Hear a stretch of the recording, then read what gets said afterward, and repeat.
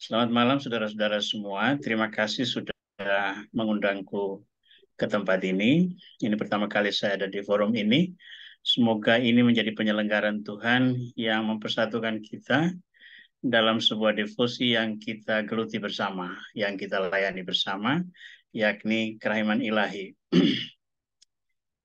Saya diminta untuk berbicara malam ini, membawakan refleksi. Saya harap tidak terlalu lama nanti. Dan saya memilih judul mungkinkah orang menderita dengan penuh kegembiraan, penuh sukacita. Perkenankan saya untuk mulai share screen supaya saudara-saudara, Bapak Ibu semua dapat mengikuti dari layar masing-masing.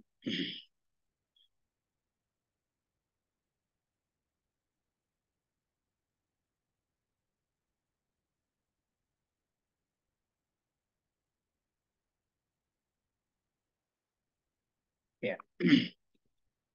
Baik, judul yang saya tawarkan malam ini adalah mungkinkah orang menderita dengan sukacita. Baik. Tema ini saya angkat terutama dalam refleksi pekan ini karena dalam semangat yang sama hari Sabtu lalu dalam grup yang lain yakni belajar buku harian Santa Faustina, saya menjadikannya sebagai refleksi akhir pekan. Dan saya merasa refleksi itu masih sangat relevan untuk hari-hari ini, maka saya mengajak saudara-saudara semua untuk bersama-sama mendalami refleksi tersebut yang merupakan pengembangan dari audio 5 menit yang saya share hari Sabtu lalu. Nah, kita mulai dengan melihat dari catatan harian Santa Faustina yang melandasi refleksi malam ini. Kita membaca sejenak buku harian Santa Faustina nomor 526 yang menjadi titik awal refleksi malam ini. Ketika aku berdiri dan berjalan ke tempat berlutut, tiba-tiba aku melihat Yesus di samping tempat aku berlutut. Tuhan Yesus menampakkan diri seperti baru saja didera. Dengan tangannya Yesus memegang pakaian putih. Dengan itu ia mendandani aku.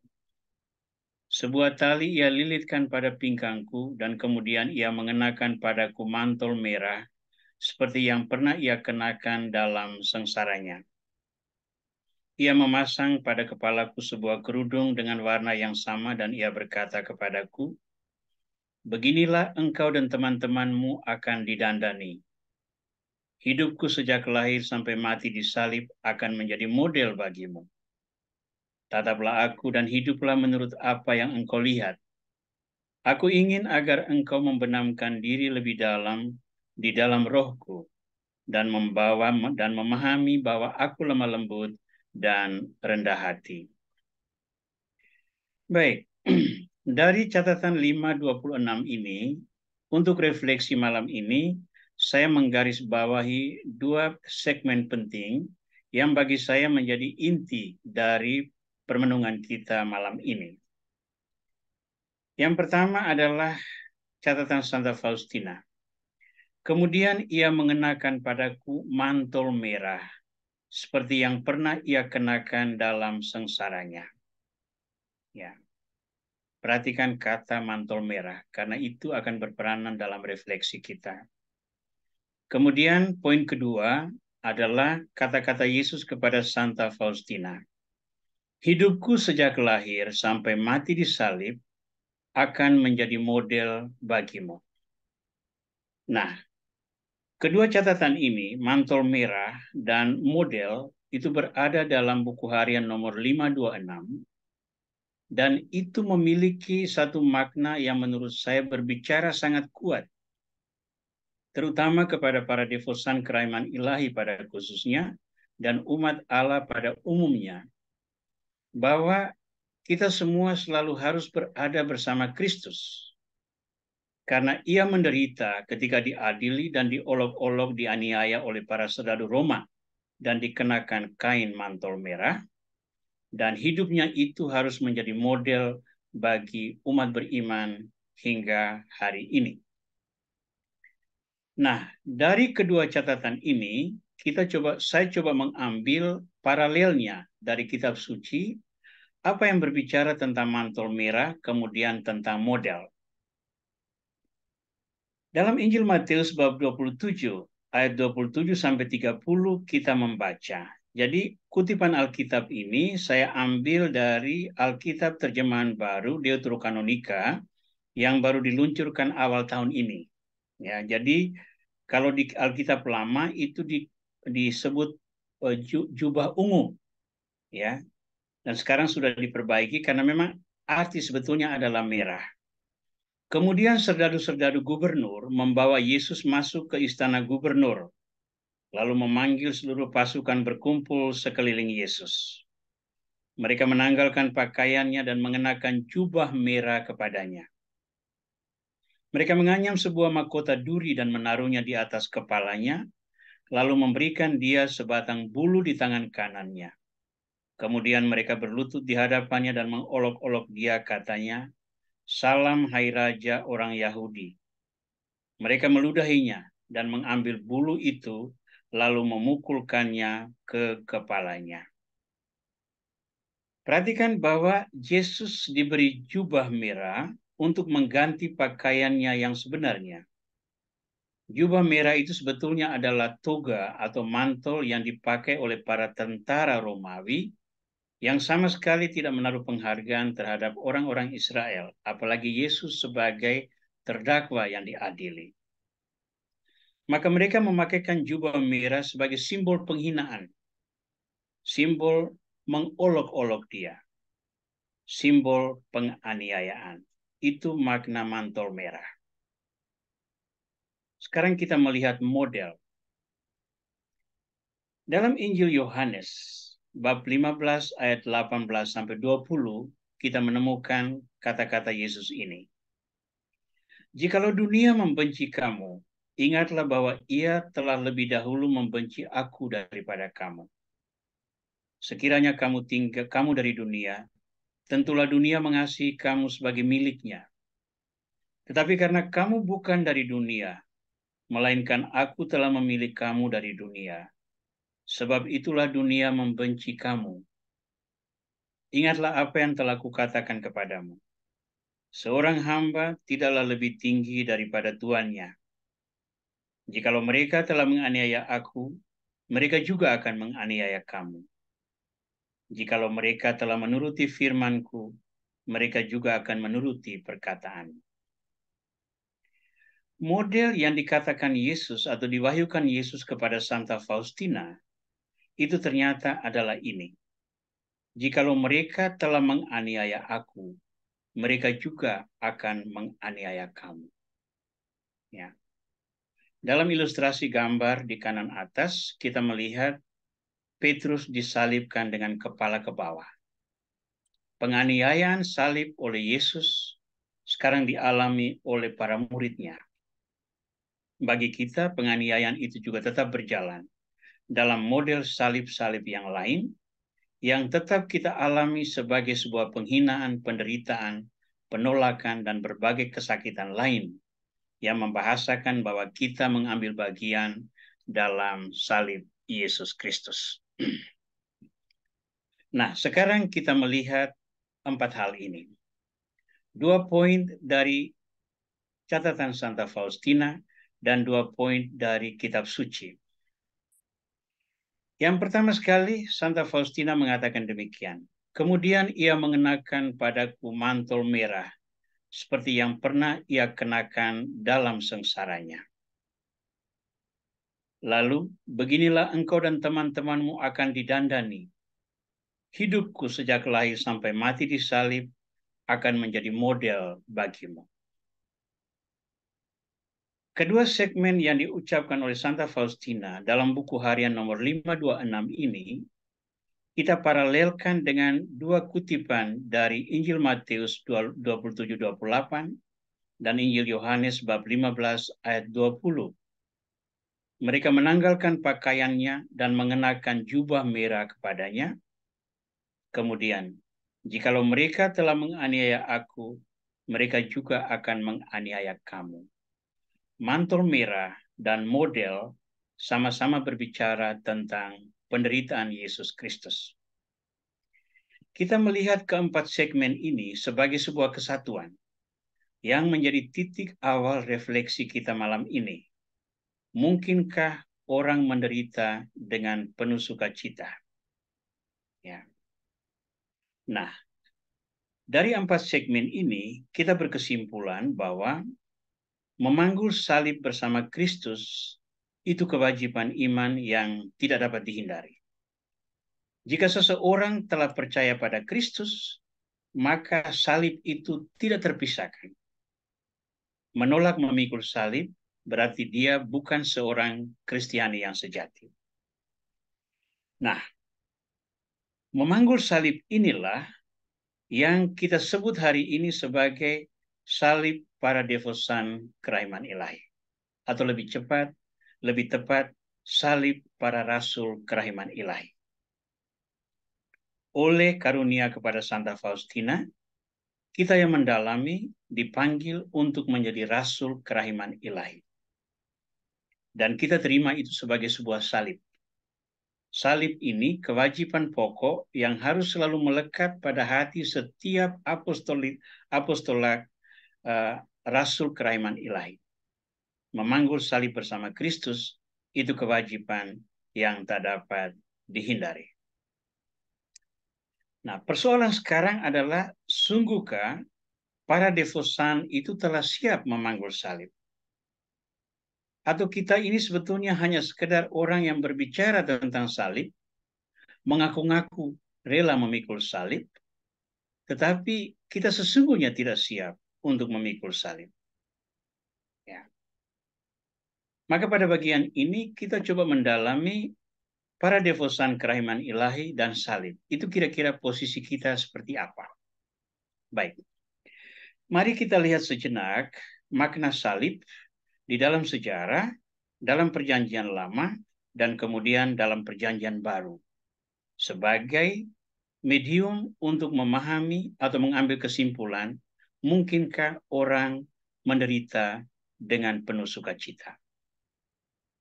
Di dalam sejarah, salib itu merupakan bentuk hukuman bagi para penjahat yang diterapkan oleh Kekaisaran Romawi. Bentuk hukuman ini hanya untuk orang yang bukan warga negara Romawi. Ya, menurut tradisi misalnya itu, Petrus dan Paulus itu dihukum mati pada hari yang sama. Petrus disalibkan. Dia bukan warga negara Romawi. Tapi Paulus itu dipenggal, karena menurut hukum warga negara Romawi tidak boleh disalibkan. Nah, seperti apa praktek hukum salib? Terpidana mati diikat tangannya dengan kaki diberi pijakan kayu, lalu dijemur di panas matahari dan menjadi tontonan orang banyak. Nah, kalau kita ingat penyaliban Yesus, letak salib Yesus itu dekat jalan, sehingga orang-orang lewat dan mengolok-olok dia. Menjadi tontonan orang banyak. Jadi hakikat penyaliban itu bukan kematian, tetapi penderitaan yang ditanggung si terhukum dan proses kematian yang lambat.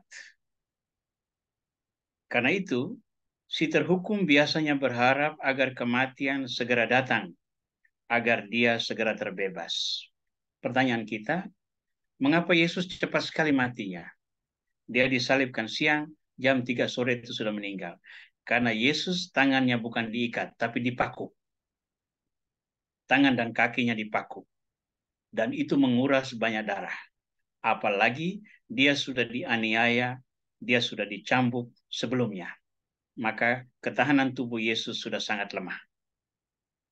Maka dia meninggal lebih cepat dari yang biasanya. Tetapi dua penjahat yang disalibkan bersama dia, mereka masih hidup ketika Yesus mati. Lalu orang-orang datang, apa yang mereka lakukan? Mereka mematahkan kaki orang-orang tersebut.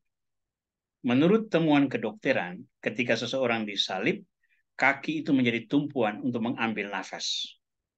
Maka ketika seseorang dipatahkan kakinya, dia tidak lagi memiliki tumpuan dan dia tidak bisa bernafas. Maka dalam waktu singkat, dia mati lemas. Ya. Itu hakikat salib di dalam sejarah umum. hukum sipil. Tapi di dalam perjanjian lama, teristimewa kitab Ulangan, itu juga ada pandangan tentang salib. Dalam kitab Ulangan 21, ayat 22 dan 23, kita membaca ini. Apabila seseorang berbuat dosa yang sepadang dengan hukuman mati, lalu ia dihukum mati dan kau gantung pada sebuah tiang, maka janganlah kau biarkan mayatnya sepanjang malam pada tiang itu.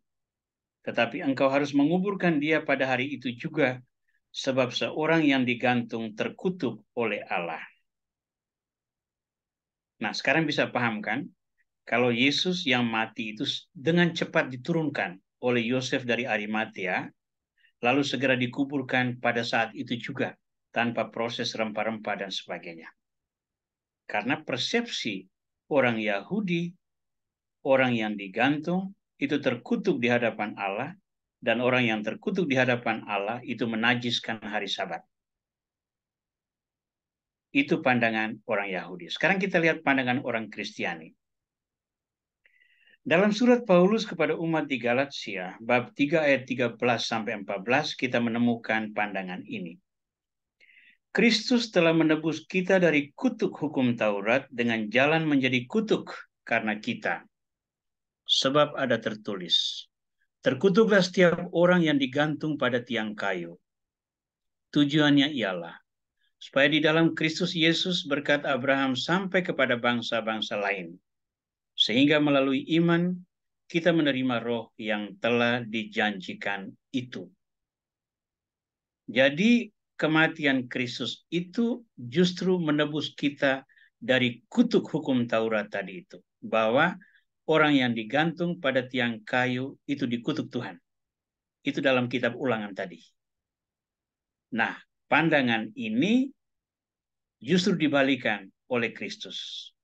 Ketika dia mati pada tiang kayu sebagai orang terkutuk, pada saat itulah dia menebus kita dari kutuk hukum Taurat. Ya, sekarang bisa lihat ada 3 persepsi tentang salib itu sendiri. Salib dalam sejarah, salib di mata Yahudi, dan salib dalam pandangan Kristiani. Dalam sejarah, salib adalah hukuman bagi kriminal. Full stop, tidak ada lainnya. Tidak ada embel-embelnya. Salib di mata orang Yahudi adalah kutukan Allah.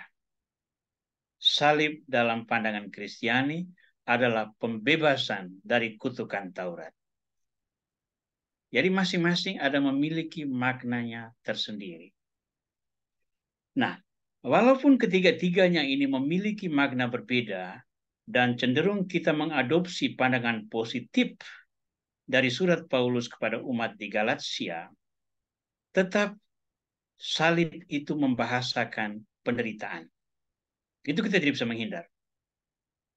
Salib, ketika berbicara tentang salib, itu selalu berbicara tentang penderitaan. Maka kita bertanya, siapa yang mau menanggung penderitaan salib? Kita mengimani Kristus, ya. Tapi menanggung penderitaan salib, tunggu dulu. Tidak semua orang rela untuk menanggung penderitaan salib. Jika demikian, apa yang harus kita lakukan? Baik. Mari kita melihat sejenak arti salib di dalam kitab suci. Sehingga kita bisa nanti mengambil sikap, apakah kita sungguh bisa menderita salib itu dengan penuh kegembiraan. Dalam Injil Matius bab 16 ayat 24-25, kita mendengarkan perintah Kristus. Yesus berkata kepada murid-muridnya, jika seseorang mau menjadi pengikutku, ia harus menyangkal dirinya, memikul salibnya, dan mengikuti aku. Sebab siapa yang mau menyelamatkan nyawanya, ia akan kehilangan nyawanya. Siapa yang kehilangan nyawanya karena aku, ia akan memperolehnya. Ya. Itu Injil Matius bab 16 ayat 24-25. Tapi tentang salib yang sama, kita juga menemukan dalam Injil Lukas dengan nuansa yang berbeda.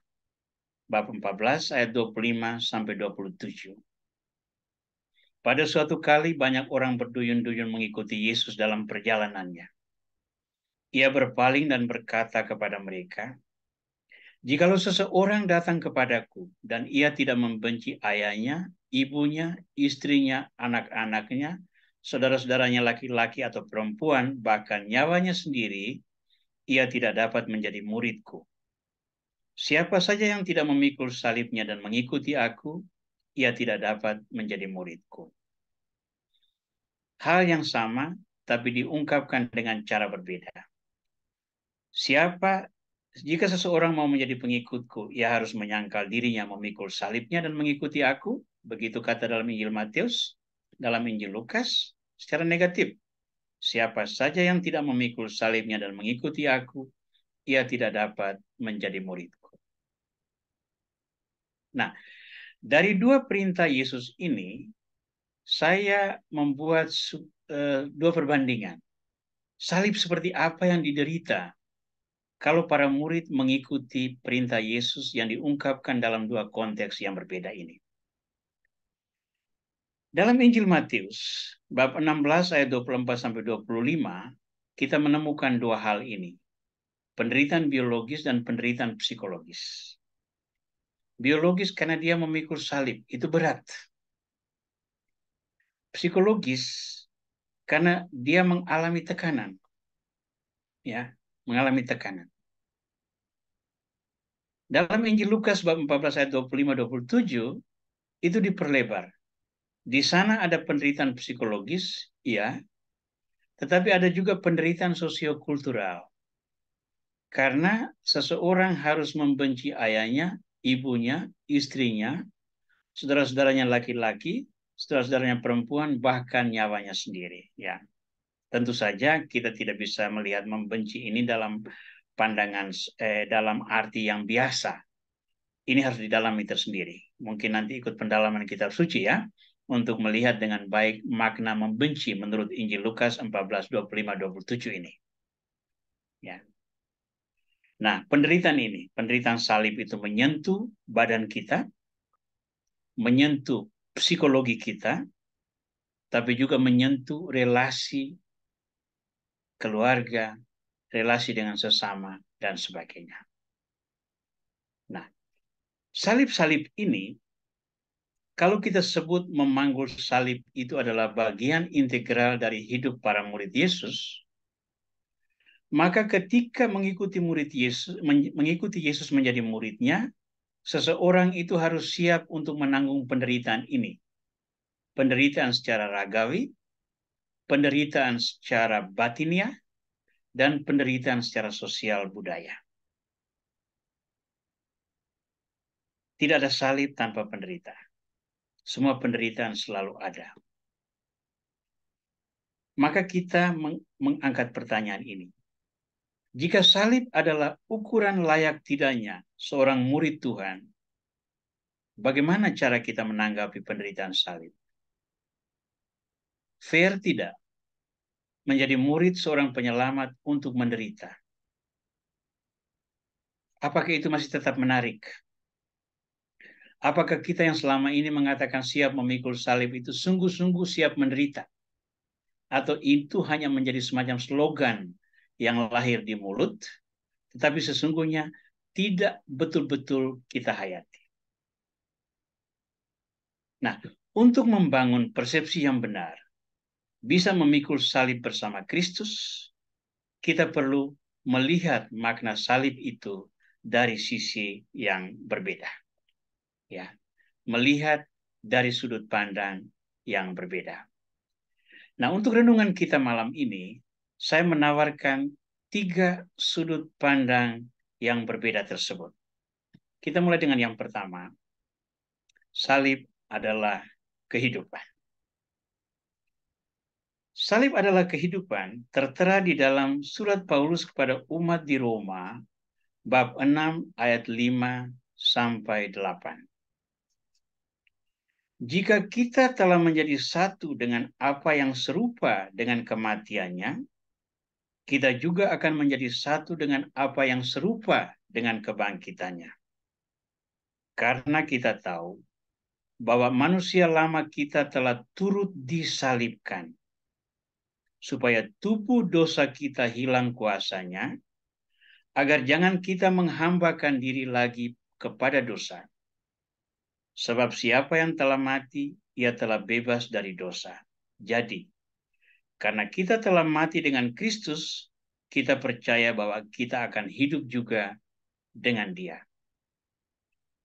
Jadi manusia lama, manusia hakikat kita sebagai manusia yang penuh dosa itu disalibkan bersama Kristus. Dan dengan itu, ketika Kristus bangkit, kita juga akan hidup bersama Dia. Maka sesungguhnya salib itu adalah benih kehidupan. Hanya melalui salib, jiwa dimurnikan, dan hanya jiwa yang murni yang layak untuk masuk alam kebangkitan untuk bersatu dengan Kristus.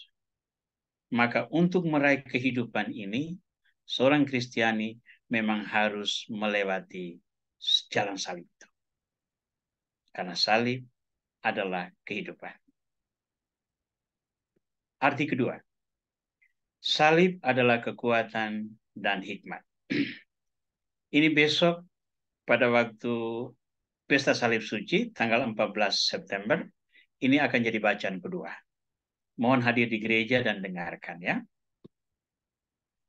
1 Korintus bab 1 ayat 21-24 berbicara demikian. Sebab karena dunia dalam hikmat Allah tidak mengenal Allah oleh hikmat, Allah berkenan menyelamatkan mereka yang percaya oleh kebodohan pemberitaan Injil. Orang-orang Yahudi menghendaki tanda, dan orang-orang Yunani mencari hikmat.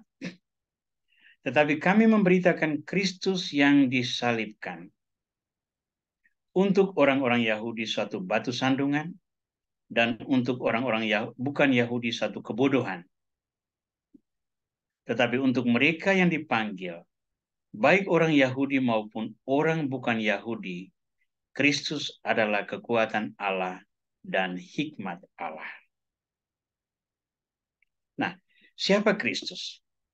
Kristus adalah firman yang menjadi manusia. Firman itu sudah ada sejak awal mula. Kitab Kejadian bab 1 ayat 1, pada waktu Tuhan menciptakan alam semesta, itu Tuhan berfirman, maka semuanya jadi. Ya. Nah, firman itu dibahasakan dalam Injil Yohanes bab 1 ayat 1. Pada mulanya adalah firman. Firman itu bersama-sama dengan Allah, dan firman itu adalah Allah. Nah, firman itu kemudian menjadi manusia. Injil Yohanes bab 1 ayat 14. Dan dilahirkan oleh Santa Perawan. Oleh Santo Paulus, firman yang menjadi manusia ini dideskripsikan sebagai kekuatan Allah dan hikmat Allah. Mengapa kekuatan Allah dan hikmat Allah? Dia kekuatan karena di dalam dia kasih Allah yang abstrak diwujudkan secara konkret dalam rupa pelayanan. Yesus memperbanyak roti. Yesus membangkitkan orang mati. Yesus menyembuhkan orang-orang sakit. Yesus membebaskan orang dari kerasukan. Yesus meredakan badai di danau. Mujizat-mujizat ini membahasakan kekuatan Tuhan. Tuhan berkuasa atas alam semesta, maka Yesus meredakan badai di danau. Tuhan berkuasa atas kuasa kegelapan, maka Yesus mengusir setan-setan. Tuhan berkuasa atas maut, maka Yesus membangkitkan orang mati. Tuhan berkuasa atas kemalangan, maka Yesus menyembuhkan penyakit. Tuhan berkuasa atas kebutuhan manusia, maka Yesus memperbanyak roti, dan seterusnya. Mengapa Yesus adalah hikmat Allah? Karena melalui pengajaran Yesus, umat manusia mengalami pemenuhan firman. Wahyu Tuhan yang sempurna itu terletak dalam diri Yesus. Baik karena dia adalah pribadi Allah yang menjadi manusia, maupun ia mengajar dengan perkataan dan perbuatan. Sehingga ketika seluruh pelayanan itu berpuncak pada kematiannya di salib, salib itu bukan lagi sebuah tanda kemalangan, tetapi merupakan sebuah tanda hikmat. Nah, kalau salib itu adalah kekuatan dan hikmat Allah, maka kita manusia dengan seharusnya rindu untuk memiliki kekuatan dan hikmat yang sama, karena ia berasal dari Allah.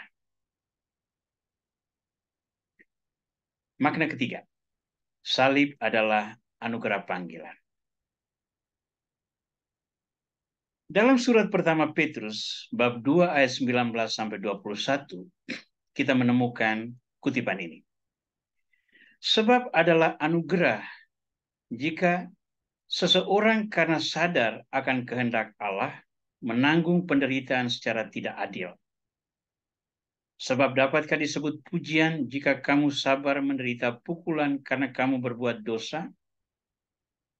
Tetapi jika kamu berbuat baik dan karena itu kamu sabar menderita, hal itu adalah anugerah di hadapan Allah.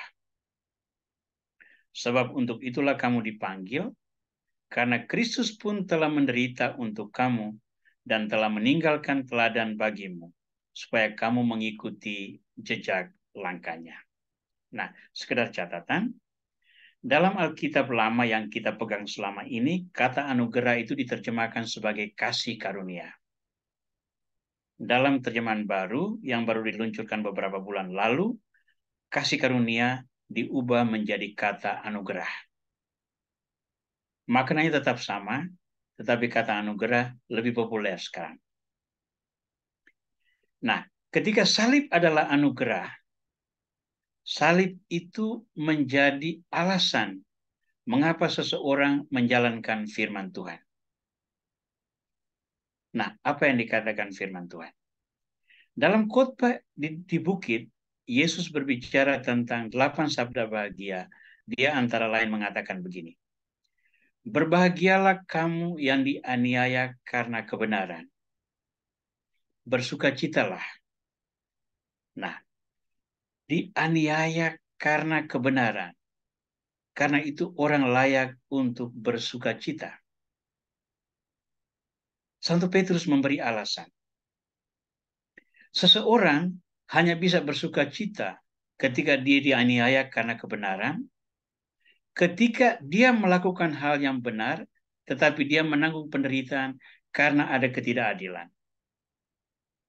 Sebab kalau orang menanggung penderitaan karena dia membuat kesalahan, itu tidak ada yang istimewa, wajar. Kalau seseorang yang membuat kesalahan, dia menanggung hukuman. Tetapi bagi Tuhan, seorang yang benar ketika menanggung hukuman, di situ dia berperanan seperti Kristus. Karena Kristus yang tidak berdosa harus diperlakukan sebagai orang berdosa. Nah, di sini nilai anugerah itu. Ketika seorang menderita, padahal dia orang benar, dan dia menderita karena perlakuan tidak adil, itu adalah anugerah di hadapan Allah. Sehingga anugerah itu menjadi alasan seseorang dipanggil dan mengikuti jejak Yesus. Maka, sesungguhnya dengan melihat penderitaan sebagai anugerah tadi, seseorang memiliki satu disposisi batin yang baru. Maka, perintah Yesus tadi dapat dijalankan dengan baik. Barang siapa mau menjadi muridku, dia harus memikul salibnya dan mengikuti langkahku. Atau, siapa yang tidak memikul salibnya dan mengikuti aku, dia tidak layak untuk menjadi muridku. Nah, ada 3 poin ini. Salib adalah kehidupan, salib adalah kekuatan dan hikmat, salib adalah anugerah panggilan. Ini 3 sudut pandang yang kita temukan untuk melihat apakah mungkin seseorang menderita dengan penuh sukacita. Ketiga nilai ini, ketika dihadapkan pada kontras mantel merah dan model penderitaan salib, disitulah terletak sukacita penderitaan salib. Ya. Mantel merah itu kan penghinaan. Model yang ditawarkan Yesus agar diikuti oleh para murid adalah penganiayaan. Seperti mereka telah menganiaya aku, mereka juga akan menganiaya kamu. Penghinaan dan penganiayaan tidak ada yang istimewa dari situ. Tidak ada indahnya di sana. Tetapi ketika penghinaan dan penganiayaan ini dilihat dari tiga kacamata yang ini, bahwa semua itu adalah pembawa kehidupan, bahwa semua itu adalah kekuatan dan hikmat, dan bahwa semua itu adalah anugerah dan panggilan, maka kita menemukan justru di dalam mantel merah dan model yang ditawarkan Yesus, ketika seorang rasul kerajaan ilahi sungguh-sungguh menerima dan memaknainya dengan benar, di sana ada sukacita penderitaan salib. Maka kita sampai kembali pada pertanyaan kita yang pertama. Mungkinkah orang menderita dengan sukacita? Jawabannya adalah mungkin. Bahkan kita wajib untuk menemukannya. Kita wajib untuk menemukannya. Nah, sepantaran dengan itu, saya ingin mengajakmu untuk melihat penegasan lain yang ditulis oleh Santa Faustina, yang kiranya memberikan kita pemikiran tambahan bahwa menderita dengan sukacita itu sangat mungkin. Dalam buku harian nomor 445, kita menemukan kalimat ini. Sementara para algojo mendera dia, Yesus tetap diam dan menatap ke kejauhan. Tetapi ketika jiwa-jiwa lain yang aku sebutkan itu mendera dia, Yesus menutup matanya dan rintihan lembut tetapi sangat memilukan terlontar dari hatinya. Dan Yesus membuatku tahu dengan jelas betapa besarnya kejahatan jiwa-jiwa yang tidak tahu berterima kasih ini. Engkau lihat, inilah siksaan yang lebih berat daripada kematianku. Kemudian bibirku pun terkatup rapat, dan aku mulai mengalami sakratul maut. Dan aku merasakan bahwa tak seorang pun akan menghibur aku atau merenggut aku dari keadaan itu selain Dia yang telah menempatkan aku. Kemudian Tuhan berkata kepadaku, aku melihat penderitaan hatimu yang tulus, yang membawa penghiburan besar kepada hatiku. Lihatlah dan nikmatilah penghiburan. Nah, nanti saya minta untuk membaca buku harian Santa Faustina nomor 445 ini. Tapi saya jelaskan secara singkat sekarang. Siapa jiwa-jiwa lain ini? Dalam penglihatan yang dialami oleh Santa Faustina, dia melihat Yesus itu didera oleh algojo-algojo, yakni para serdadu Romawi. Tetapi dalam penglihatan itu, dia melihat algojo-algojo itu menghilang. Lalu jiwa-jiwa yang lain itu mendera dia. Siapa jiwa-jiwa yang lain? Disebutkan di sana. Para imam, para pejabat gereja, biarawan-biarawati, dan sejumlah umat awam dari berbagai usia. Inilah jiwa-jiwa yang berdosa. Nah, dosa jiwa-jiwa ini turut mendera Yesus.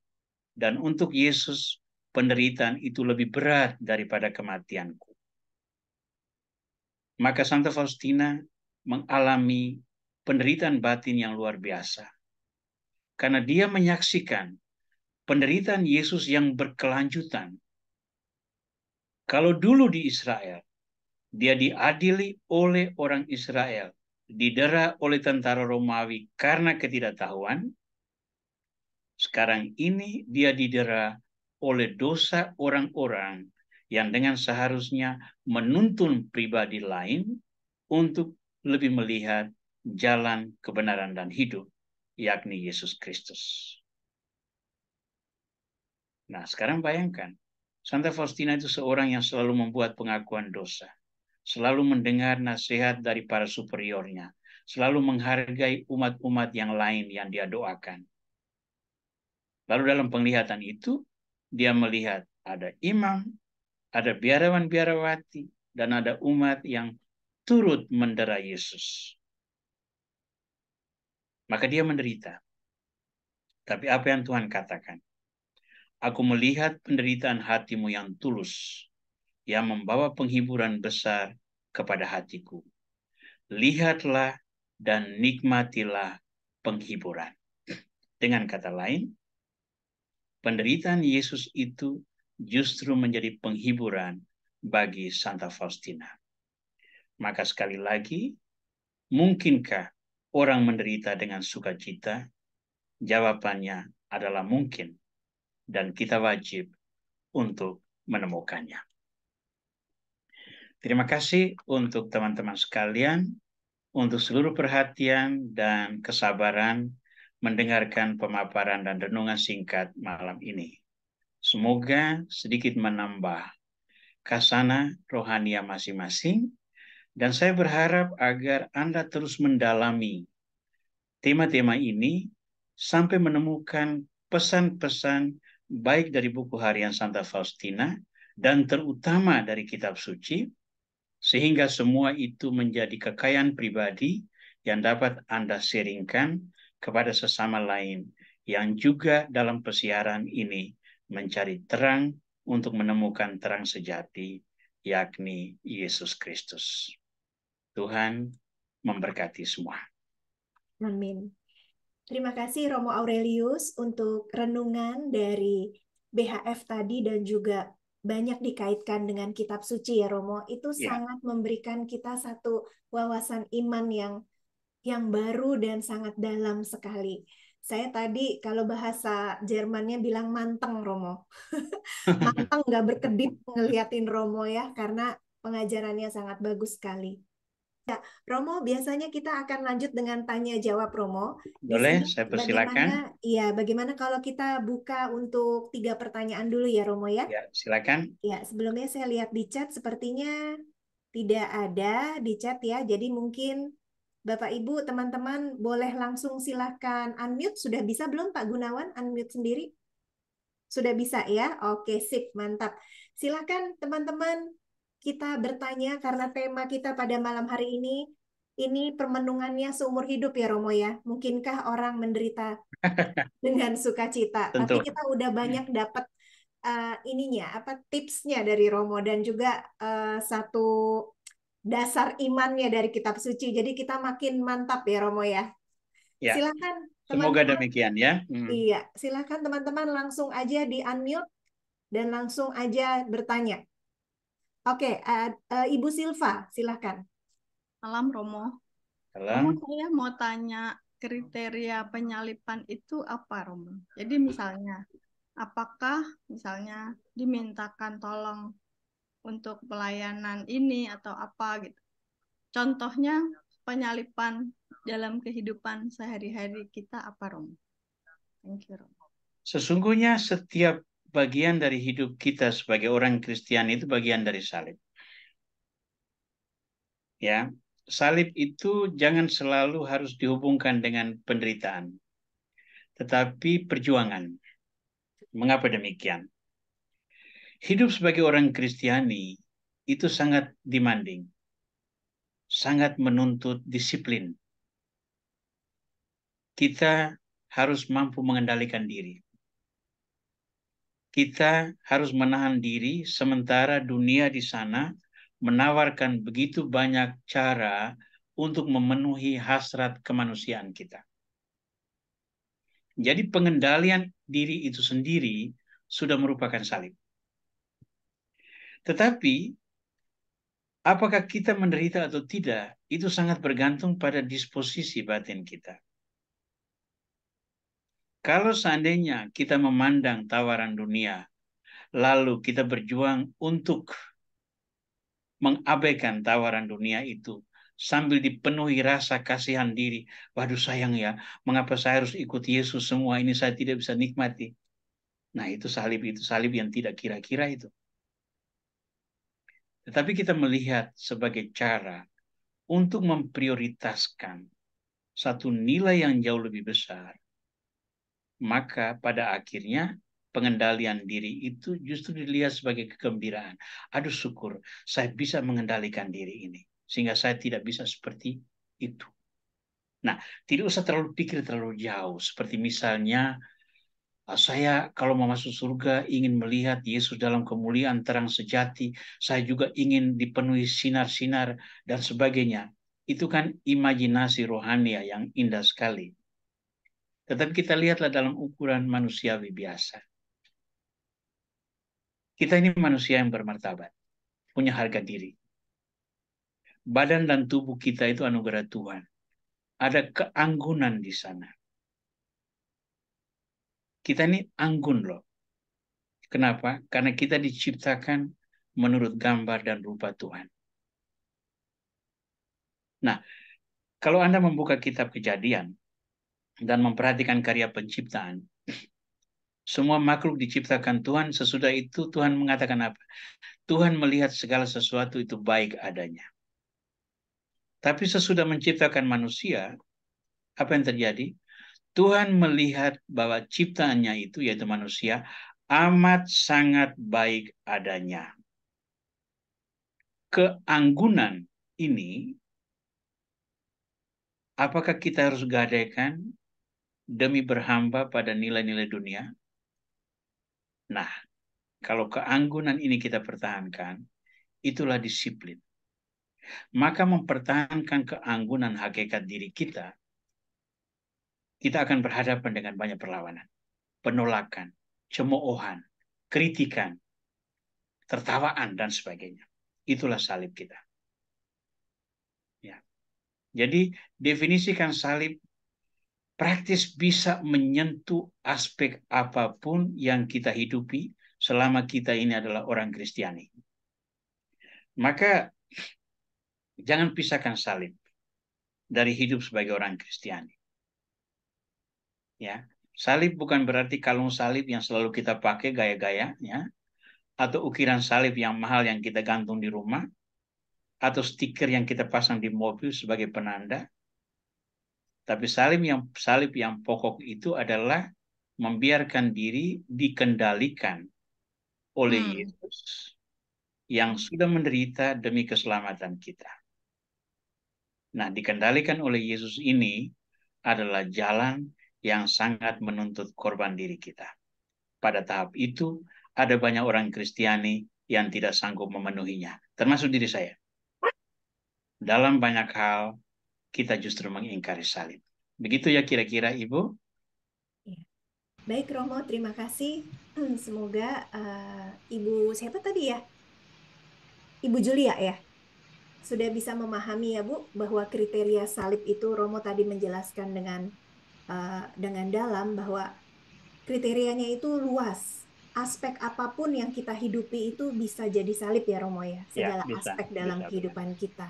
Dan tadi Romo mengatakan bahwa pengendalian diri aja itu udah salib ya. Ya.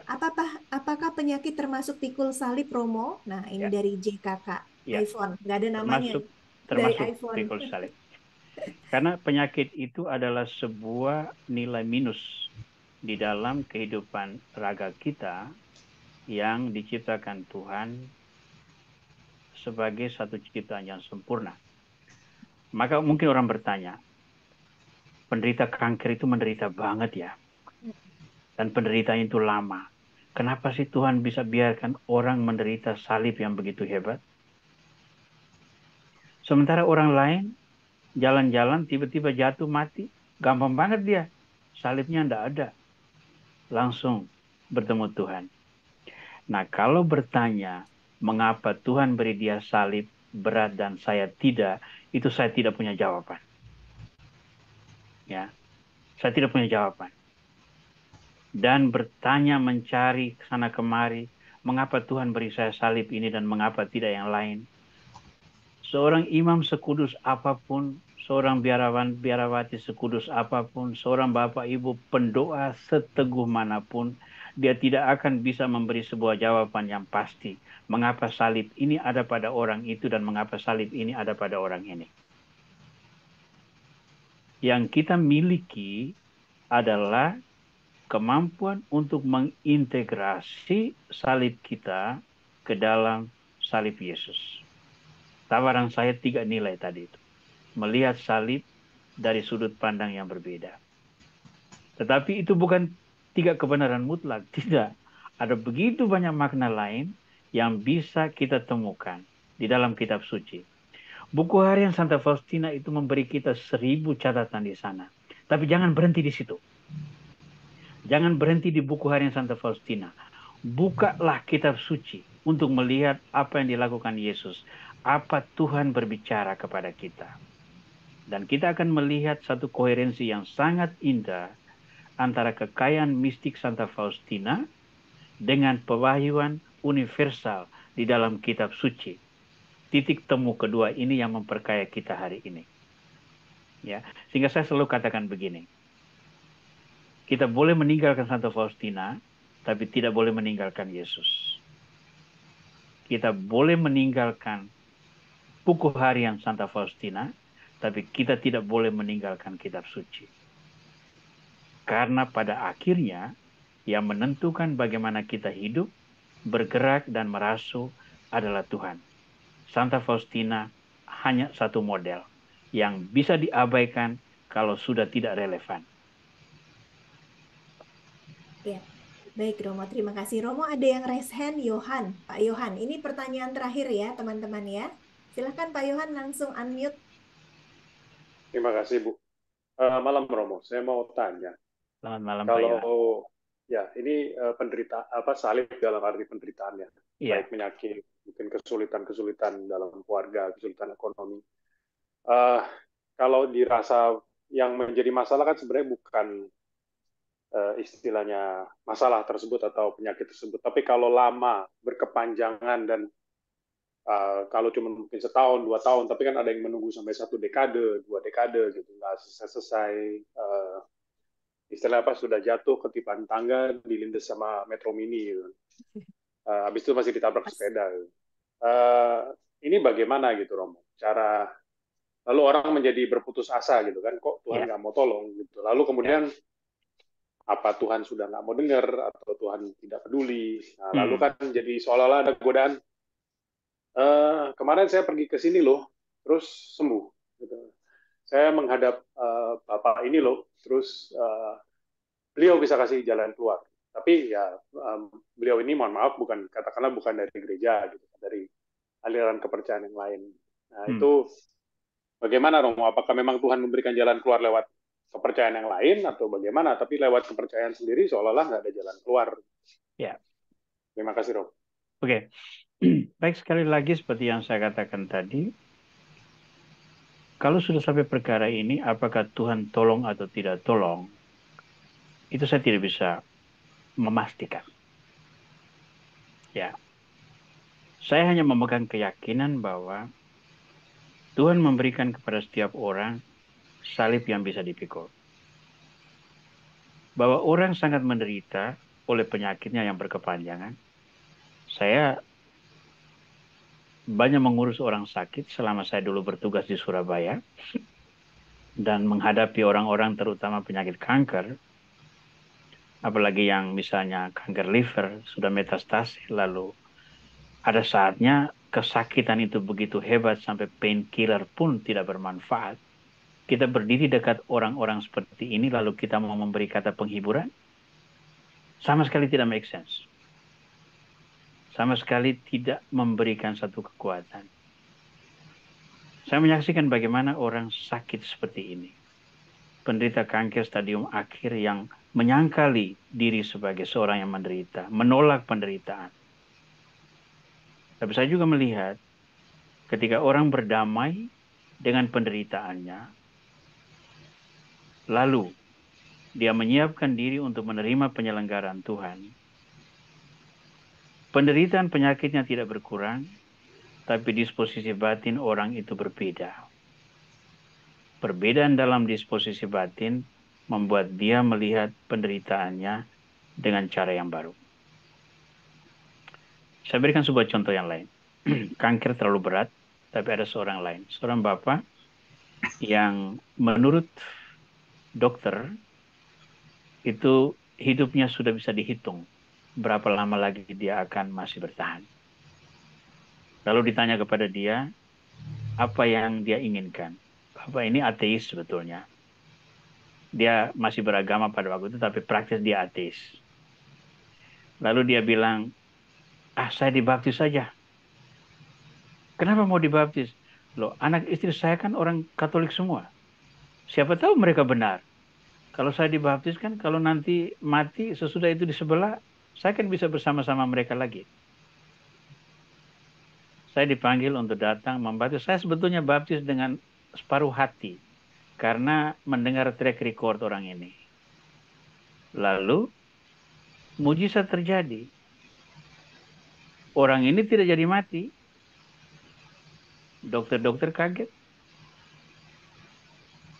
Beberapa lama kemudian dia dinyatakan sembuh, lalu pulang. Dan di situ perubahan terjadi. Istrinya berkata, kalau dulu itu segala sesuatu jadi masalah. Sesudah kesembuhan dan karunia Tuhan itu, segala sesuatu bukan masalah. Karena ada hal lain yang harus dicari. Bagi saya, perubahan disposisi batin membuat dia memandang hidupnya dengan cara berbeda. Apakah ini bisa diterapkan pada penderita kanker yang berat, yang sudah berputus asa? Apakah Tuhan mewahyukan diri melalui orang lain untuk sebuah penyembuhan? Saya tidak tahu. Tetapi kalau seseorang bisa memperoleh kesembuhan, pengobatan itu kan macam-macam. Pengobatan medik, pengobatan alternatif, bahkan pengobatan semi paranormal atau apa yang seringkali terjadi. Dan ketika seseorang sembuh, ya kesembuhan ya kesembuhan. Tetapi ketika proses ini disertai dengan menggadaikan iman, menggantikan peranan sentral Kristus dengan pribadi yang lain, nah di situ ada sebuah tanda tanya. Keselamatan yang diberikan Kristus, apakah memang harus melewati jalan seperti itu? Jadi Pak Johan, tetap bukan sebuah jawaban yang pasti dan memuaskan. Tetapi sebagai sebuah sharing, saya rasa kita bisa berbagi dengan teman-teman bahwa ada banyak hal yang iman kita tidak bisa menjawabinya. Secara konkret ya, secara medik, secara fisik. Tetapi iman yang memberi kekuatan dan penghiburan, itu sudah banyak buktinya. Sudah banyak buktinya. Mengapa orang ini belum mencapai tahap itu? I don't know. Ya. Baik, Romo. Terima kasih, Romo. Bu Rofi, saya boleh sharing 1 menit nggak? Oh, Mau Ibu tanya siapa? Silva. Oh, Bu Silva. Boleh 1 menit, Bu Silva. Romo, apakah ini tadi dari cerita Pak Yohan dan penjabaran Romo, kalau saya dari Alkitab itu, yang kita percaya itulah yang terjadi. Jadi sebenarnya mau hanya kalau saya percaya bahwa berdoa Bapa Kami dan Salam Maria, saya sembuh gitu.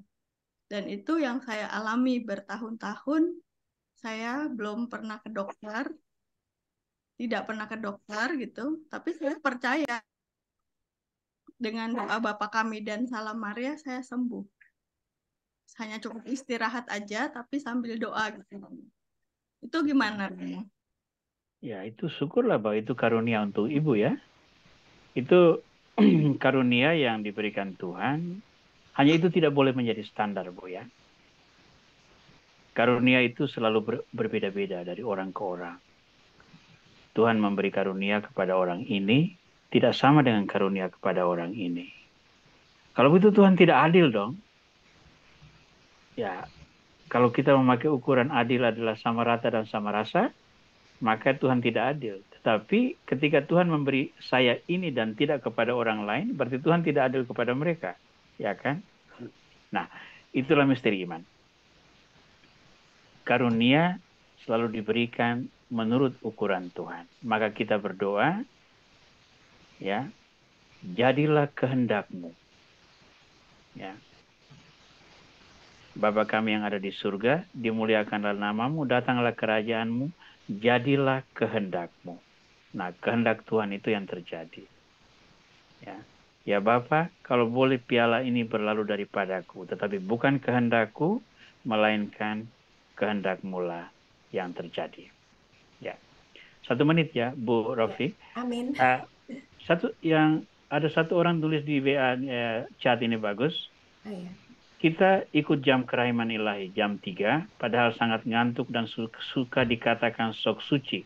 Apakah itu salib? Nah, ketika Anda konsisten menjalankannya itu, walaupun ngantuk dan dikatai orang sok suci, itu adalah salib. Tapi itu salib yang benar, karena Anda konsisten memikulnya, walaupun dinilai negatif oleh orang-orang lain. Amin. Terima kasih Romo Aurelius.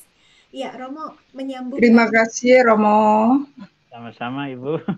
Iya, Romo menyambung tadi jawaban Romo untuk Pak Johan. Mungkin sedikit saya memberikan informasi saja Romo bahwa Oke. saya setuju sekali bahwa disposisi batin kita itu sangat penting. Walaupun kita misalnya kena CA, karena sahabat saya itu kena CA stadium 4 ini Romo, kandung kemih. Dan karena dia itu disposisi batinnya itu setia banget sama Tuhan dan dia percaya bahwa salib yang dia pikul ini justru menjadi membuat hidupnya itu sebuah kesaksian bahwa Tuhan itu baik gitu. Nah, ini Romo dan teman-teman bisa baca kesaksian teman saya CA Stadium 4 ini di majalah Shalom yang edisi terbaru Romo. Ada Oke. PDF-nya halaman 31. Dia sudah menjalani kemoterapi 33 kali Romo. Dan Oke. Tuhan benar-benar menjaga dan melindungi dia. Dia tetap bisa beribadah, tetap bisa ikut kegiatan-kegiatan rohani seperti itu Romo. Oke. Semua karena tadi yang Romo katakan, disposisi batinnya itu. Majalah Shalom halaman 31, yes, benar sekali. Bapak Henry Salim. Silahkan dibaca teman-teman. Dan mungkin Romo Aurelius juga berkenan. Ada PDF-nya Romo, nanti saya kasih Pak Gunawan. Makasih ya Romo. Sama-sama. Makasih Pak Gun. Ya Yesusku, ubahlah diriku menjadi dirimu, menjadi dirimu, sebab Engkau dapat berbuat segala-galanya. Ya Tuhanku, ya Yesusku, ubahlah diriku menjadi dirimu, menjadi dirimu, sebab Engkau dapat berbuat segala-galanya. Ya Tuhanku.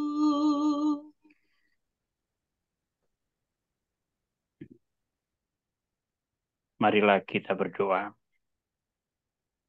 Yesus kerahiman ilahi, kami bersyukur kepadamu atas rahmat, kasih, dan cintamu yang kau curahkan ke atas kami.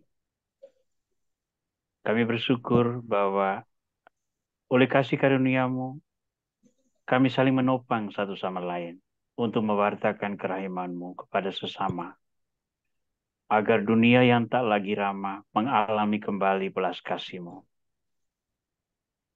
Terimalah ucapan dan doa kami ini Dan kiranya oleh berkat dan kasih karunia-Mu, iman kami lebih dikobarkan, harapan kami diteguhkan, cinta kami dikokohkan, sehingga kami boleh menjadi alat-alat pembagi kerahiman-Mu kepada sesama kami. Dan berkat tuntunan ini, kami semua saling menunjang satu sama lain dalam hidup dan pelayanan, dan boleh berbagi karunia ini untuk meraih keselamatan kekal sesuai dengan janji Putra-Mu. Tuhan, terimalah doa kami, yang kami haturkan dengan penuh kerendahan hati, dalam nama Kristus, Tuhan kami. Amin. Tuhan bersamamu. Dan bersama rohmu. Berkat Allah Tritunggal kiranya menaungi saudara-saudara sekalian, Bapa dan Putra dan Roh Kudus. Amin. Amin. Tuhan Terima memberkati kasih, semua. Romo. Terima kasih.